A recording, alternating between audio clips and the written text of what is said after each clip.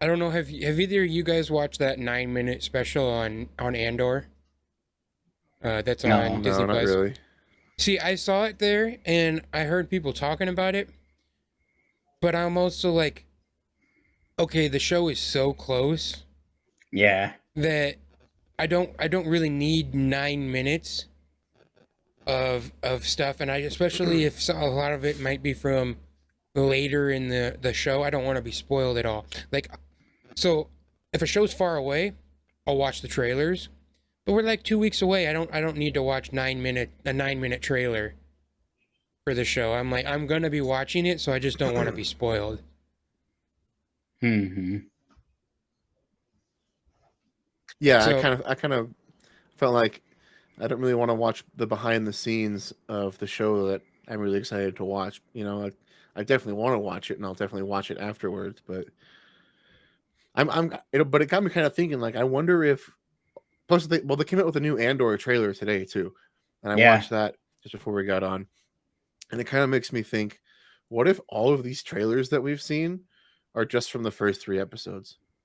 Like, they seem kind of coherent, and it Hmm. kind of sounds like the way that they've said it, that the first three episodes are meant to be like a feature length story, right? Like almost like a movie. That's why they're coming Yeah. out all together at once.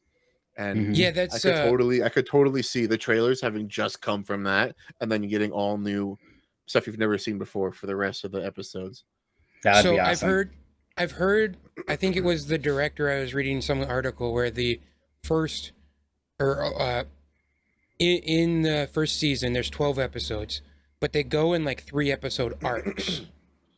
And so Hmm. That's we are going to perfect. get the for the first 3 episodes that are airing on September 21st, you're going to get the full first arc right off the bat. Yeah. And Mhm. I think that's great because it was kind of like with Obi-Wan Kenobi too. Yeah, the first episode just ends with him leaving Tatooine, but the second episode ends with him finding out that Anakin is alive, and that's like a Where huge the story cliffhanger. starts. And yeah, and so now if you watch both episodes when it first debuts, you were hooked.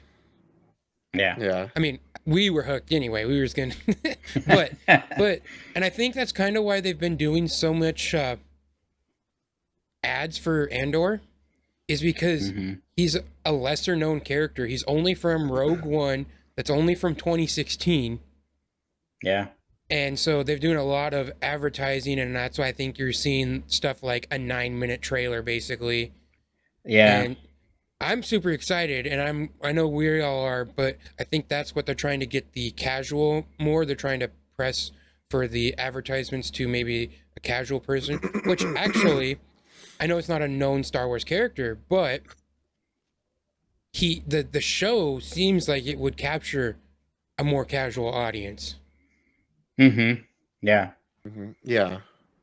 Yeah, I agree with If that they can because get him. the whole story there really is, a hardcore Star Wars fan is going to have all these, tons of Easter eggs and things that are interconnecting with different, stuff all across the Star Wars like media and entertainment, right?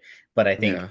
the actual story of it, like, yeah, it doesn't even have to be in Star Wars. It could be really any time, during World War II or whatever. Like, this is a very kind of similar story that you could kind of place anywhere, and it'd be Mm-hmm. like, intriguing and interesting, mysterious, suspenseful. So I think, yeah, I totally agree with that. It's a great one for people to jump into, and you don't have to specifically know all these characters and their backstory to enjoy it. Yeah, I completely agree. And I think that's kind of why they're pushing for the casual audience too, because every person you bring in, especially a casual audience, you know, that's more likely that they become a not so casual audience member. you know, Hmm. Mhm. every Yeah. show, everything that's ever been is someone's Star Wars. They saw that for the first time. Yeah. And I'm sure there's going to be a lot of Star Wars fans that are probably going to watch Andor for the first time. Yeah. It definitely feels like one of those shows that could pull in and bring a lot of fans to it. And I think uh, it kind of is almost where we are as talking about it every day. We need to not be like, oh, your favorite character is Andor. Well, he's not that cool. We need to invite everyone. More Star Wars fans, the better. Yeah. Don't Mhm. matter where you started, what your uh, unless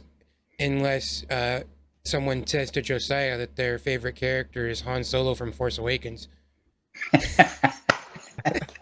Oh, I thought you were gonna say Palpatine, but yeah, just as bad.